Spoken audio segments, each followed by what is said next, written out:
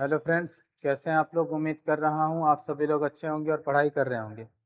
हमारी mission constable 2026 की series चल रही थी। इसमें मैं आप लोगों को बायो पढ़ा रहा था और बायो का एक लेक्चर अपलोड हो चुका है और आज दूसरी क्लास होने वाली है इसकी। इससे पहले कुछ इन्फॉर्मेशन देख लीजिएगा। जैसा कि आप लोगों को पता है, हम मिशन कांस्टेबल 2026 की तैयारी करवा रहे हैं, जिसका थीम है अब की बारी वर्दी हमारी। क्या है, एमपी कांस्टेबल का कंप्लीट प्रिपरेशन कराएंगे, कंप्लीट सिलेबस देंगे, जो कि यूट्यूब पर होगा। और यूट्यूब पर है तो पूरा पूरा वीडियो रिकॉर्डेड फॉर्म में होगा। ठीक है, कभी भी आप देख सकते हैं। अगली बात आपके लिए इम्पोर्टेंट ये है कि अगर आपको जो भी लेक्चर्स अपलोड हो रहे हैं उसकी पीडीएफ चाहिए तो ये टेलीग्राम चैनल का क्यूआर कोड है और ये हमारे इंस्टाग्राम चैनल का क्यूआर कोड है। इसे स्कैन करेंगे तो आपको पीडीएफ वगैरह मिल जाएंगे और इसे स्कैन करेंगे तो आपको छोटी छोटी रील्स वगैरह मिल जाएंगी, जिसमें जीएस के बारे में, रीजनिंग के बारे में, मैथ्स के बारे में कुछ चीज़ें आपको शॉर्ट फॉर्म में मिल जाएंगी। ठीक है, स्कैन कर लीजिएगा, सीधे उस पेज पर चले जाएंगे। इसके बाद की लास्ट इन्फॉर्मेशन है, कुछ भी अगर ज़रूरत पड़ती है, आपको कोई डाउट है, कोई इंक्वायरी करनी है, तो इस नंबर पर आप कॉल मैसेज कर सकते हैं। ठीक है, कॉल मैसेज का टाइम आपको बता दिया जा रहा है, सुबह 9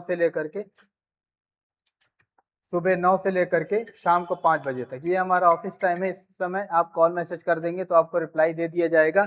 इसके पहले या बाद कोई गारंटी नहीं है कि आपके मैसेजेस का या कॉल्स का रिप्लाई किया जाएगा। ठीक है, लास्ट में इंफॉर्मेशन है, 2 मिनट का और सुन लीजिएगा।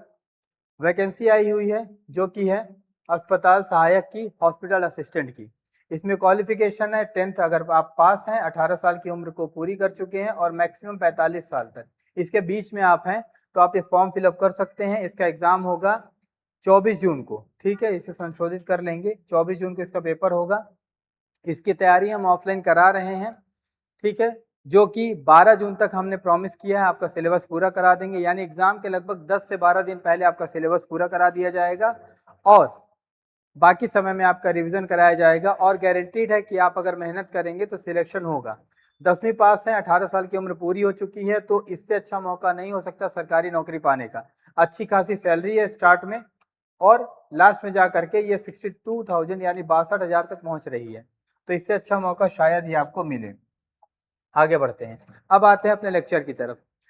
पिछली वीडियो में बायो के हमने देखा था उसका इंट्रोडक्शन, यानी फादर ऑफ बायोलॉजी कौन है, ये शब्द की उत्पत्ति कहाँ से हुई है, इस शब्द को सबसे पहले किसने यूज किया था, इन सारी बेसिक बातों को हमने देखा था, जहां से 2-3 क्वेश्चन बनने की उम्मीद है। आज जो हमारा टॉपिक है वो बायो का बहुत ही महत्वपूर्ण टॉपिक है और बड़ा टॉपिक है। हम इसे दो तरह से भी देखा करते हैं, एक बड़े एग्जाम के पॉइंट ऑफ व्यू से, जहां इसकी सारी बातें हमें देखनी पड़ती हैं। चूंकि ये कांस्टेबल का बैच है तो हम उतने बड़े एरिया को कवर नहीं करेंगे, मोस्ट इंपॉर्टेंट चीजें कवर करेंगे। ठीक है, फिर भी मेरी कोशिश रहेगी कि इस टॉपिक को इंटरेस्टिंग बना करके रखूं और जहां तक क्वेश्चन का सवाल है तो कुछ ज्यादा दायरे कवर हो जाएं। ठीक है, आज का हमारा जो टॉपिक है बायो का वो है सेल। हिंदी में इसे कहते हैं कोशिका। अपने आप में ये बहुत ही बड़ा टॉपिक है। ठीक है, अब कोशिका को समझने से पहले कुछ व्यवहारिक बातें भी हमें जाननी होंगी। कोशिका क्या है? ठीक है, सबसे पहला क्वेश्चन तो यही दिमाग में आएगा कि ये जो कोशिका हम पढ़ने वाले हैं ये है क्या। ठीक है, अगर परिभाषा देखी जाए तो कहा जाता है कोई भी जीवधारी है, कोई भी जीवधारी है, उसकी अगर मूलभूत संरचनात्मक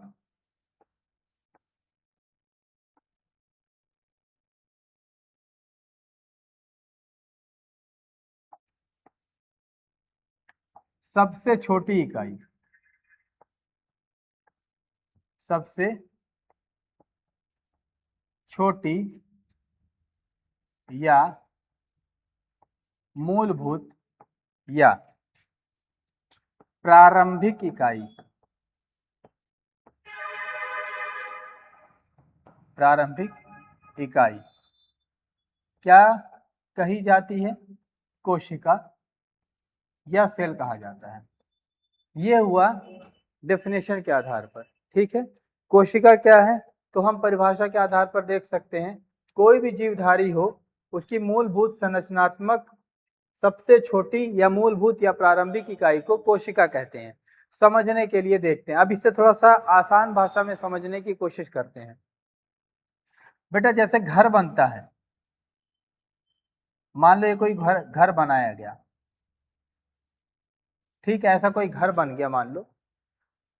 पूछा जाए घर कैसे बनता है, तो दीवारों से बनता है, छतों से बनता है, फर्श से बनता है। लेकिन क्या इस मकान की वो सारी चीजें मूलभूत इकाई होंगी? तो नहीं होंगी।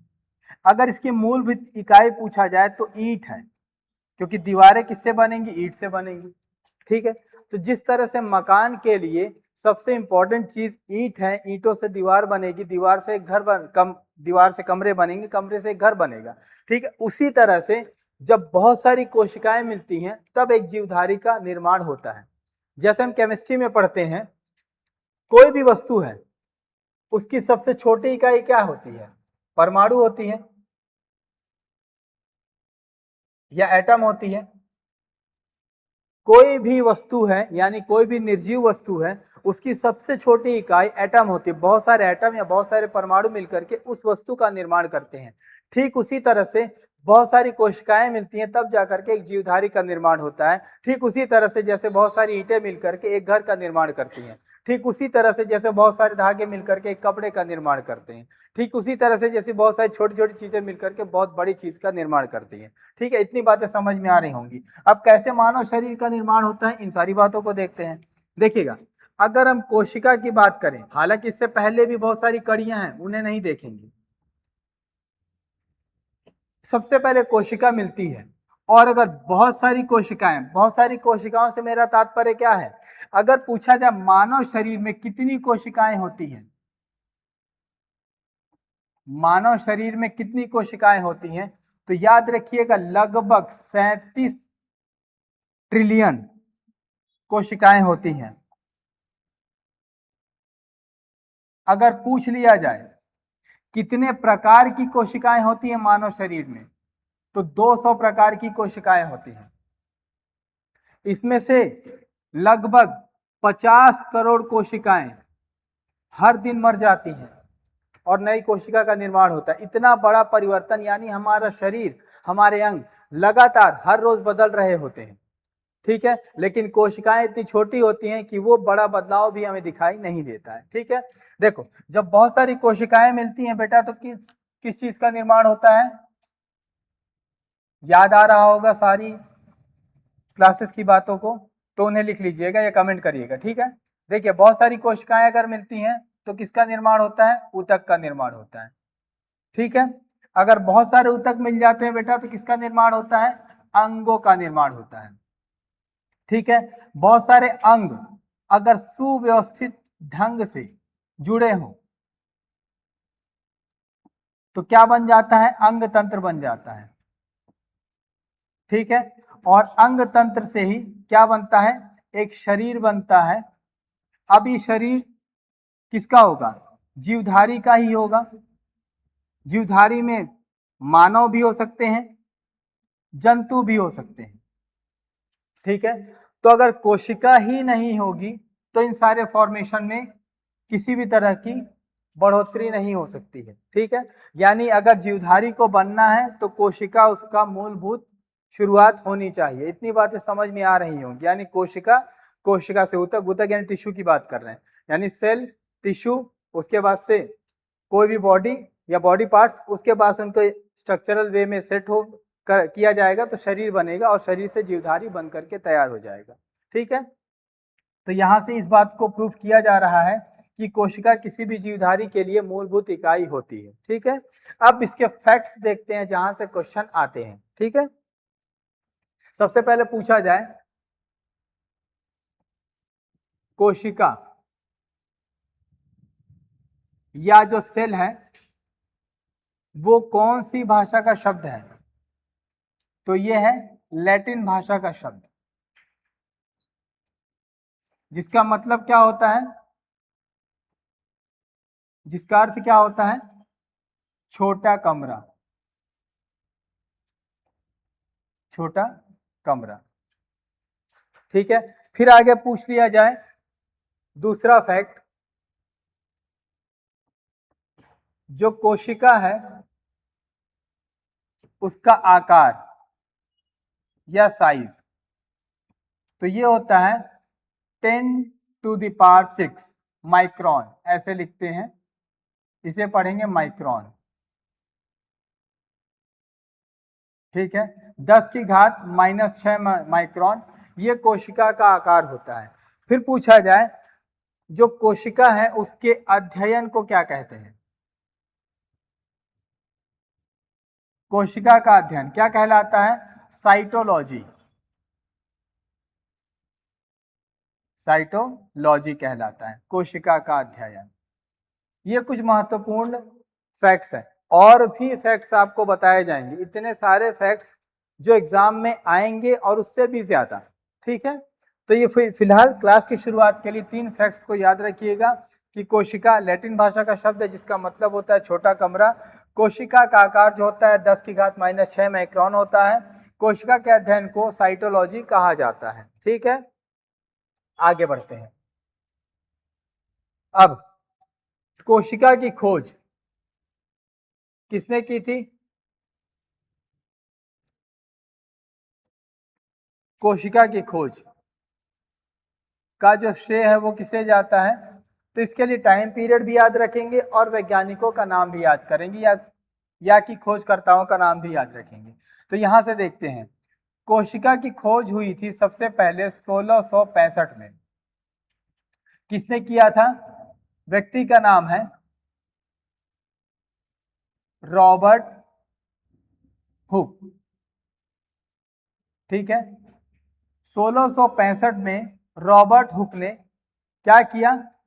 कोशिका की खोज की। कोशिका की खोज की। यहां से हमारी क्लास शुरू हो जाती है थोड़ी सी और डिटेल के बारे में। ठीक है, तो कोशिका की खोज किसने की थी? रॉबर्ट हुक ने। कहां पर किया था? बॉटल थी, बॉटल में ढक्कन लगा हुआ था। ठीक है, ढक्कन मतलब किसका था? लकड़ी का था, जिसे कॉर्क कहा गया। ठीक है, बॉटल में एक ढक्कन लगी थी, उस ढक्कन को कॉर्क कहा गया और वो लकड़ी का था। उसे रॉबर्ट हुक साहब ने अपनी खुद से बनाई हुई सूक्ष्मदर्शी से देखा था। उस सूक्ष्मदर्शी से इन्होंने जब देखा इस कॉर्क को, तो इन्हें कुछ आकृति दिखाई दी जो कि थी मधुमक्खी के छत्ते जैसी। मधुमक्खी के छत्ते के जैसी। या इन्होंने देखा कि ये तो वैसा ही है जैसे कैदियों को रखने का कमरा होता है, कैदियों का कमरा, जिसे सेलूला कहा गया, और सेलूला से ही आ गया सेल। अर्थात इन्होंने नामकरण भी कर दिया। ठीक है, इन्होंने कोशिका की खोज तो की, कहां पर की? बॉटल के लकड़ी के कॉर्क में। ठीक है, और ये जो कोशिका की खोज इन्होंने की थी, ये कोशिका कैसी थी बेटा? ये मृत कोशिका थी, मरी हुई कोशिका थी। मधुमक्खी के छत्ते जैसी आकृति थी, छोटे छोटे कमरे थे उसमें। तो बताया तो कोशिका या सेल लैटिन भाषा का शब्द है जिसका मतलब क्या होता है? छोटा कमरा। तो इन्होंने देखा ऐसे छोटे छोटे कमरे हैं तो इन्होंने नाम रख दिया सेल। ठीक है, ये जो कोशिका इन्होंने खोजी थी मृत कोशिका थी, मरी हुई कोशिका थी। क्यों? क्योंकि लकड़ी के कॉर्क में थी। ठीक है, इसके बाद से कुछ समय गुजरता है और कुछ समय गुजरने के बाद एक और व्यक्ति आते हैं जिनका नाम है ल्यूवेनहॉक। 1674।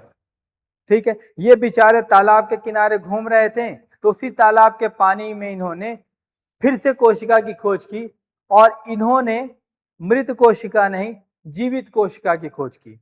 एक दिन यूं ही ऐसा ऐसा कर रहे थे, दांत से खुरचन निकाले और उसमें देखा कुछ चीजें आई हुई थी, उसको ले जा करके सूक्ष्मदर्शी के नीचे देखा। सूक्ष्मदर्शी में देखा तो उन्हें वहां पर जीवित कोशिका, क्योंकि अपने खुरचन दांत की निकाली थी, जीवित थे वो, तो कोशिकाओं में मूवमेंट भी दिखाई दिया, और जब मूवमेंट दिखाई दिया बेटा तो ये कोशिका थी जीवित कोशिका। तो यहां से एग्जामिनर क्वेश्चन पूछेगा कि जीवित कोशिका की खोज किसने की, कब की, कहां पर की। तो अगली बात लिख रहा हूं, देखिएगा। तो अगला टाइम पीरियड हमारा आ जाता है कौन सा बेटा, 1674 का। 1674 में जो व्यक्ति हैं उनका नाम है ल्यूवेनहॉक। इन्होंने कोशिका की खोज की, इन्होंने भी खोज की कोशिका की, कौन सी, जीवित कोशिका की। जीवित कोशिका की खोज की।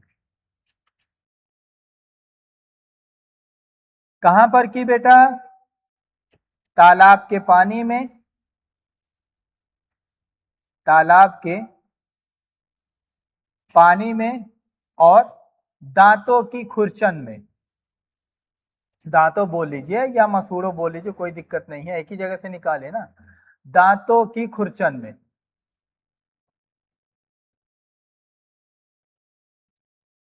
ठीक है।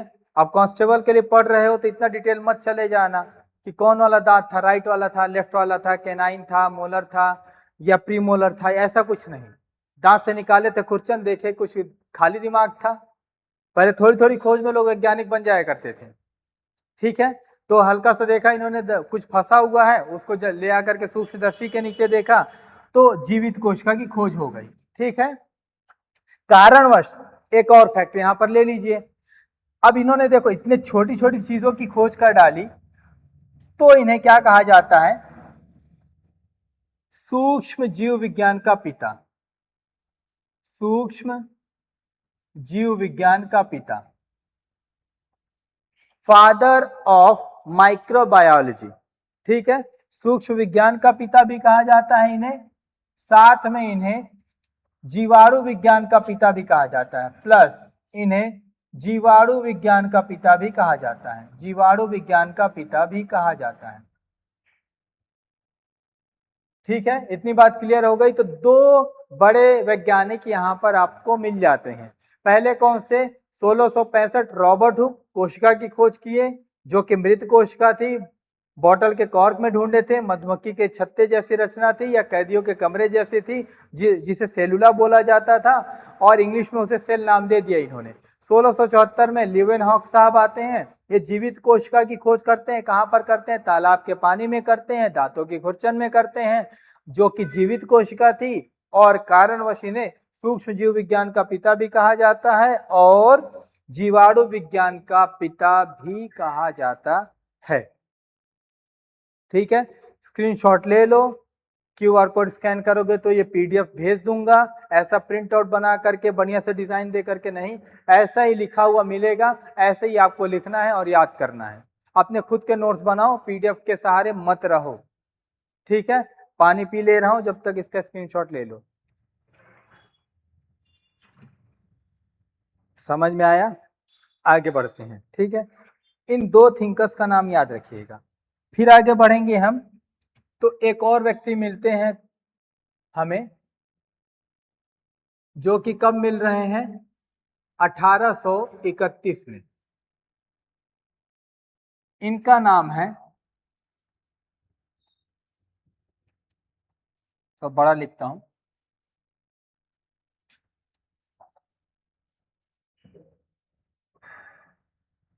अठारह सौ इकतीस। व्यक्ति का नाम है रॉबर्ट ब्राउन।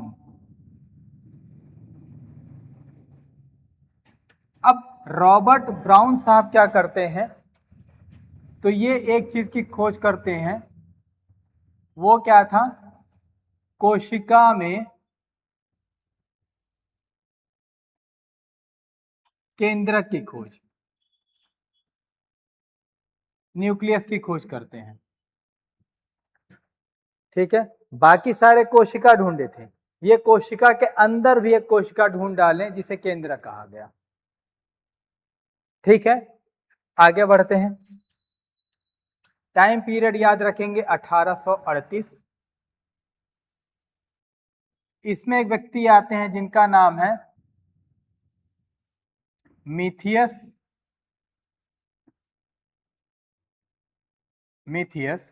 श्लीडन। कई लोग स्लाइडन भी बोलते हैं, कोई दिक्कत नहीं है, ठीक है। तो मीथियस श्लीडन ये कौन थे? ये थे बेटा वनस्पति शास्त्री, यानी वनस्पति विज्ञान के जनक बोल रहा हूं, वे विद्वान थे, वनस्पति विज्ञान शास्त्री थे।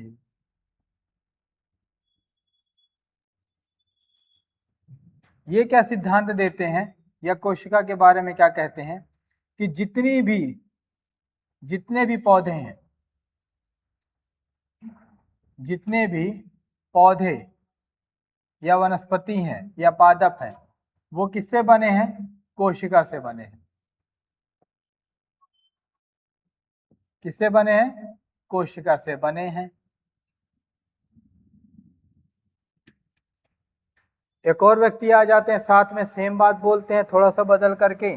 वो कब आते हैं? 1839 में, 1839 में। कौन है वो? नाम है उनका थियोडर श्वान।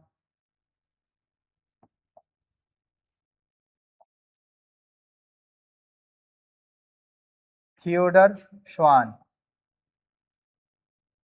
ठीक है। ये कौन है? ये जंतु विज्ञान शास्त्री हैं।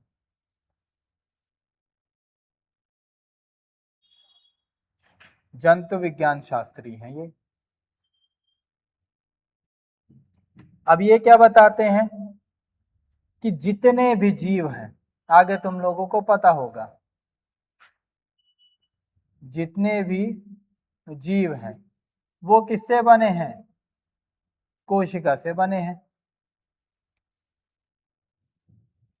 कोशिका से बने हैं, ठीक है। तो देख लो, 1831 में रॉबर्ट ब्राउन साहब आते हैं, ये कोशिका में केंद्रक की खोज करते हैं। 1838 में मीथियस श्लीडन साहब, जो कि वनस्पति विज्ञान शास्त्री थे, ये बताते हैं कि जितने भी पौधे हैं सब कोशिका से बने हैं। 1839 में थियोडर श्वान, ये जंतु विज्ञान शास्त्री हैं, ये क्या बताते हैं कि जितने भी जीव हैं वो कोशिका से बने हैं। दोनों में दोस्ती हो गई। किसमें किसमें? मीथियस श्लीडन और थियोडर श्वान साहब। बोले अरे यार तुम तो मेरे जैसी बात कर रहे हो। तो बोले हाँ बिल्कुल। तो दोनों मिलकर के एक सिद्धांत दे देते हैं। दोनों मिलकर के एक सिद्धांत देते हैं। उस सिद्धांत का नाम है, या हम बोलते हैं उसे कोशिका सिद्धांत।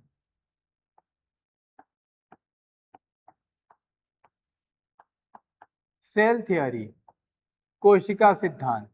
इस सिद्धांत के तहत क्या बताया गया है? अब दोनों बातों को एक साथ बताए हैं, दोनों बातों के यहां जोड़ दिया गया है कि सभी पौधे और जंतु किससे बने हैं? कोशिका से बने हैं, ठीक है। दोनों इसी बात को अलग अलग बोल रहे थे, फिर दोनों मिलकर के एक सिद्धांत देते हैं जिसे कहा गया कोशिका सिद्धांत। कोशिका सिद्धांत की पहली बात थी कि सभी पौधे और जो जंतु हैं वो किससे बने हैं? कोशिका से बने हैं। इसी सिद्धांत की दूसरी बात थी कि कोशिका मूलभूत इकाई है। अब इससे साबित हो गया ना कि मूलभूत इकाई है। और इसी सिद्धांत की तीसरी बात कि जो कोशिका है वो अपने आप में संपूर्ण संरचना है। संपूर्ण संरचना है, यानी ये जो कोशिका है वो अकेले भी सारा काम कर सकती है। अकेले संपूर्ण कार्य कर सकती है। यहीं से अब सिद्धांत निकल करके आ जाएगा बेटा, एक कोशिका और बहुकोशिका वाला। ठीक है, तो एक कोशिका सिद्धांत आप लोगों को समझ में आ गया होगा। ठीक है, इसके अलावा कोई डाउट हो तो बता सकते हो। आगे बढ़ते हैं। फिर एक और डेट आप यहां पर याद रखेंगे, 1839। एक और डेट है यहां पर एक व्यक्ति हैं जिनका नाम है जे ई पुरकिंजे साहब। जे ई पुरकिंजे, ये क्या बताते हैं कि कोशिका में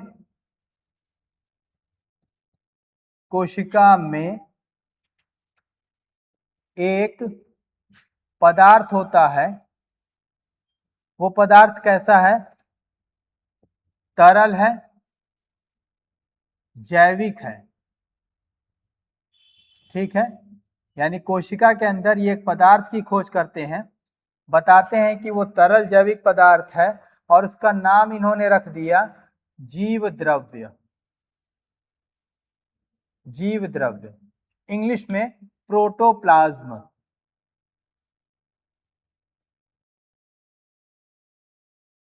प्रोटोप्लाज्म। ठीक है बेटा, इतनी बात क्लियर हो गई। तो 1839 में जेई पुरकिंजे साहब आते हैं और कोशिका में कुछ लिक्विड टाइप का देखते हैं। उस लिक्विड को ये जीव द्रव्य नाम देते हैं, यानी वो जीवन के लिए इंपॉर्टेंट लिक्विड है और उसको ये नाम देते हैं प्रोटोप्लाज्म या जीव द्रव्य। आगे देखेंगे हम पूरी चीजें। जब कोशिका का जो भी अंग होते हैं, यानी कोशिकांग जो होते हैं, उनका जब डिटेल हम देखेंगे तो उसमें सारी चीजें देखेंगे। कोशिका क्या है, कोशिका द्रव्य क्या है, कोशिका में जो मेम्ब्रेन होती है, कोशिका कला या सेल मेम्ब्रेन, उसे देखेंगे। जितने भी अंग होते हैं सबको हम पढ़ेंगे एकदम डिटेल में एक एक करके। ठीक है, तो जय पुरकिंजे साहब की बात हो गई। यहीं पर एक और थिंकर है, उनका बस नाम लिख लेते हैं, फिर ये थिंकर खत्म हो जाएंगे इंपॉर्टेंट वाले। टाइम पीरियड है 1858। इस समय एक और व्यक्ति हैं जिनका नाम है रुडोल्फ विर्चो। विर्चाओ भी बोल दोगे तो भी कोई दिक्कत नहीं है। रुडोल्फ विर्चो ये क्या बोलते हैं कि प्रत्येक कोशिका, यानी जितनी भी कोशिकाएं हैं, प्रत्येक कोशिका अपनी पूर्ववर्ती कोशिका, यानी पिछली कोशिका, पूर्ववर्ती कोशिका से बनी है। पूर्ववर्ती कोशिका से बनी है। कौन बताया? रुडोल्फ विर्चो साहब। ये कहते हैं कि जो प्रत्येक कोशिका है अपनी पूर्ववर्ती, यानी कोई भी कोशिका अगर बनी है तो वो पिछली कोई कोशिका होगी, उसी का ही कॉपी है। अपने से ऐसा नहीं हुआ कि कोई प्रकट हुआ और उसने बहुत सारी चीजें बना दी, कोशिकाएं बना दी, जीवधारी बना दी है। हर जीवधारी अपने पिछले जीवधारी का कॉपी है, क्योंकि जीवधारी क्या है? कोशिकाओं का समूह ही तो है। तो हम ये भी कह सकते हैं कि कोई भी जीवधारी अपने पिछले जीवधारी से बना है, ऑब्वियस सी बात है। ठीक है, अब कोई नॉन बायोलॉजिकल हो तो अलग बात है। बाकी सिद्धांत यही है, मानव सत्य यही है और अंतिम सत्य यही है, शाश्वत सत्य यही है कि हर कोई बना है अपने पिछले से ही बना है, चाहे कोशिका बोल लीजिए चाहे जीवधारी बोल लीजिए। इतनी बड़ी बात ये बताते हैं रुडोल्फ विर्चो साहब 1858 में। फिर इसके बाद से सूक्ष्मदर्शी का विकास होने लगा, कोशिका पर और ज्यादा सिद्धांत या खोज आने लगे, जो कि हम आगे धीरे धीरे देखते रहेंगे। कांस्टेबल एग्जाम के पॉइंट ऑफ व्यू से इतना डेटा भरपूर है शुरुआत के लिए। ठीक है, सारी बातों को एक बार फिर से देखिएगा।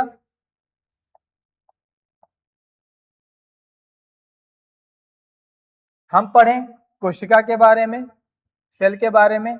मैं आप लोगों को बताया परिभाषा इसकी कि जो जीवधारी होते हैं उनकी मूलभूत संरचनात्मक सबसे छोटी इकाई को कोशिका कहा जाता है। जिस तरह से बहुत सारी ईंट्स या ब्रिक्स या ईंटें मिला करके एक मकान बनाया जाता है, उसी तरह से अरबों कोशिकाएं मिला करके एक शरीर या जीवधारी तैयार होता है। ठीक है, फिर आगे हम पढ़े इसी में कोशिका कैसे जीवधारी का निर्माण करती है। कोशिका से ऊतक बनते हैं, ऊतक से अंग बनते हैं, अंग से अंग तंत्र बनते हैं, अंग तंत्र से शरीर बनता है। वो शरीर किसी भी जीवधारी का हो सकता है, चाहे तो मानव का हो सकता है या जंतु का हो सकता है। ठीक है, पादप भी कह सकते हैं, कोई दिक्कत नहीं, क्योंकि ये भी जीव ही है। ठीक है, फिर आगे हमने देखा इसके थिंकर्स के बारे में, खोज के बारे में। तो 1665 में रॉबर्ट हुक ये कोशिका की खोज करते हैं, जो कि मृत कोशिका थी, लकड़ी के कॉर्क में खोजी गई थी। उन्होंने देखा संरचना कैसी है, मधुमक्खी के जैसी या कैदियों के रखने के कमरे जैसी, जिसे सेलुला कहा जाता था। इस आधार पर सेल इसका नाम दे दिया गया। ठीक है, आगे देखते हैं।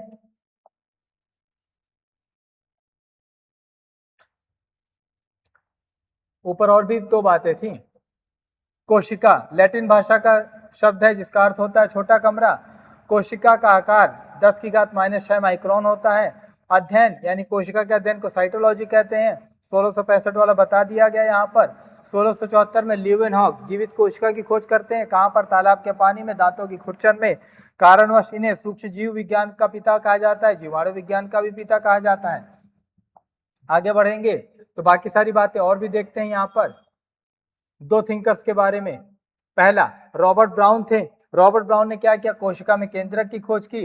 1838 में मिथियस श्रीडेन ये वनस्पति विज्ञान शास्त्री हैं, इन्होंने बताया कि जितने भी पौधे हैं वो कोशिका से बने हैं। फिर 1839 में थियोडोर श्वान साहब आते हैं, ये जंतु विज्ञान शास्त्री हैं, इन्होंने बताया कि जितने भी जीव हैं ये कोशिका से बने हुए हैं। फिर दोनों मिलकर के कौन सा सिद्धांत देते हैं? कोशिका सिद्धांत देते हैं।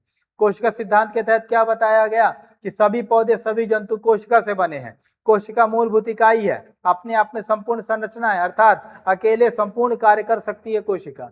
ठीक है, जैसे बहुत सारे एक कोशिकीय जीव होते हैं, एक ही कोशिका से बने हैं। हमारा ये जो शरीर पूरा बना हुआ है ये अलग अलग अलग अलग प्रकार की कोशिकाओं से बना है। लगभग 200 प्रकार की अलग अलग कोशिकाएं हैं जो अलग अलग कार्य करती हैं। ठीक है, लेकिन बहुत सारे ऐसे जीव भी हैं जो एक कोशिकीय हैं, एक ही कोशिका से पूरा शरीर बना हुआ है और पोषण से लेकर के उत्सर्जन तक, प्रजनन तक सब कुछ वो एक ही कोशिका में करते हैं।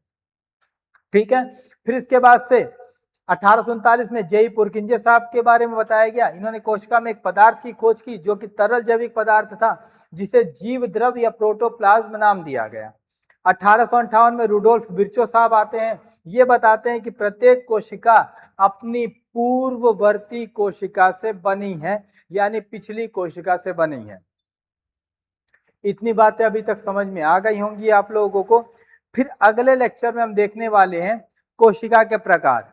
ठीक है, कोशिका के प्रकार में प्रोकैरियोटिक कोशिकाएं, यूकैरियोटिक कोशिकाएं, जंतु कोशिका, वनस्पति कोशिका या पादप कोशिका, उनके बारे में पढ़ेंगे।